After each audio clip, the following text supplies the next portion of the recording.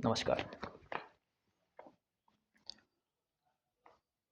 दृढ़ता, विश्वास जगाने के लिए निरंतर प्रयास ज़रूरी है। विश्वास जगाने के लिए निरंतर प्रयास ज़रूरी है।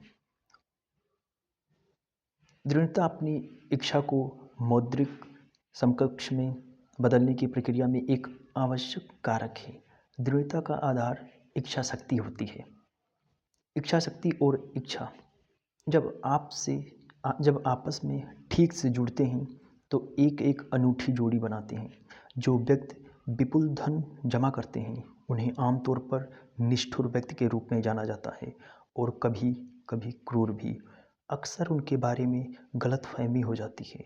उनके पास इच्छा शक्ति है जिसे वे दृढ़ता के साथ मिलाते हैं और अपनी उद्देश्यों की प्राप्ति सुनिश्चित करने के लिए अपनी इच्छाओं के समर्थन में रखते हैं। हेनरी फोर्ड को आमतौर पर गलत रूप से क्रूर और निष्ठुर समझा गया है। यह गलत धारणा अपनी सभी योजनाओं का दृढ़ता से पालन करने की फोर्ड की आदत के कारण बन गई है। अधिकतर लोग विरोध या गड़बड़ी के पहले संकेत पर ही अपने उद्देश्य और प्रयोजनों को छोड़ देने के लिए तैयार रहते हैं। कुछ लोग पूर्ण विरोध के बावजूद अपने लक्ष्य को प्राप्त करने तक लगे रहते हैं। ये कुछ लोग ही फोर्ड्स, कार्नेगी, रॉकफेलर और एडिसन होते हैं। दृढ़ता शब्द का कोई वीरतापूर्ण अर्थ नहीं हो सकता, लेकिन यह गुण मनुष्य के चरित्र के लिए वही है जो कार्बन स्टील के लिए है। आमतौर पर धन के सृजन में इस दर्शन के सभी 13 कारक लागू होते हैं। वे सभी लोग जो धन एकत्रित करते हैं उन्हें इन सिद्धांतों को समझना चाहिए और दृढ़ता के साथ लागू करना चाहिए।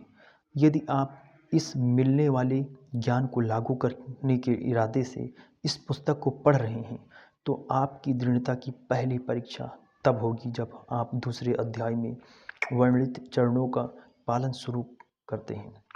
अगर आप हर 100 में से उन 2 में से एक व्यक्ति नहीं हैं जिनके पास पहले से ही एक निश्चित लक्ष्य है और इसकी प्राप्ति के लिए एक निश्चित योजना है, तो आप निर्देशों को पढ़ सकते हैं और फिर उन निर्देशों का पालन करने की परवाह किए बगैर आप अपनी दैनिक दिनचर्या के साथ बढ़ सकते हैं। लेखक इस बिंदु पर आपसे बात कर रहा है क्योंकि दृढ़ता की कमी विफलता के प्रमुख कारणों में से एक है। इसके अलावा हजारों लोगों के साथ अनुभव ने साबित कर दिया है कि दृढ़ता की कमी अधिकतर लोगों के लिए आम कमजोरी है। यह एक ऐसी कमजोरी है जो मेहनत से दूर हो जा सकती है। जिस सहजता के साथ दृढ़ता की कमी पर विजय प्राप्त की जा सकती है वह पूरी तरह से किसी की इच्छा की तीव्रता पर निर्भर करेगी। सभी उपलब्धि का प्रारंभिक बिंदु इच्छा है। इस बात का सदा ध्यान रखें, कमज़ोर इच्छाएं कमज़ोर परिणाम लाती हैं। ठीक वैसे ही जैसे थोड़ी मात्रा में आग से थोड़ी ही गर्मी मिलती है।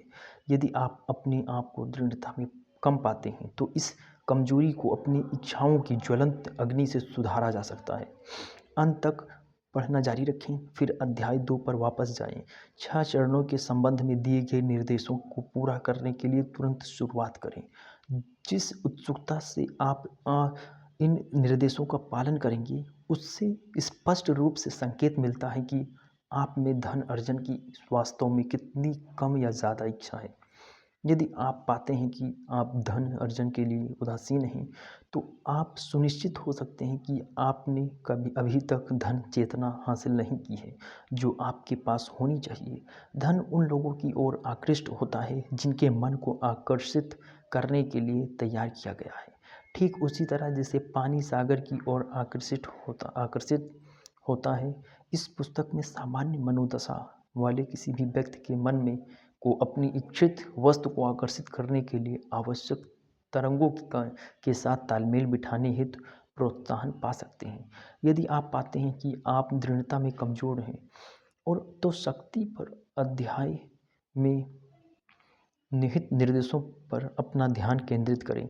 एक मास्टरमाइंड समूह के साथ चारों ओर से घिरकर और इस समूह के सदस्यों के सहकारी प्रयासों के माध्यम से आप दृढ़ता विकसित कर सकते हैं।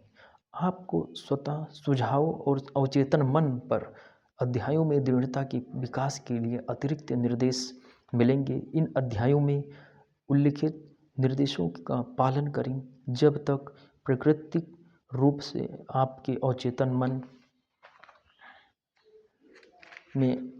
मन में आपकी इच्छित वस्तु की एक स्पष्ट तस्वीर न छप जाए। उस स्थिति में आप दृढ़ता की कमी से नहीं रुकेंगे। आपका अवचेतन मन लगातार काम करता रहता है जब आप जागते हैं और सो रहे होते हैं। धन्यवाद।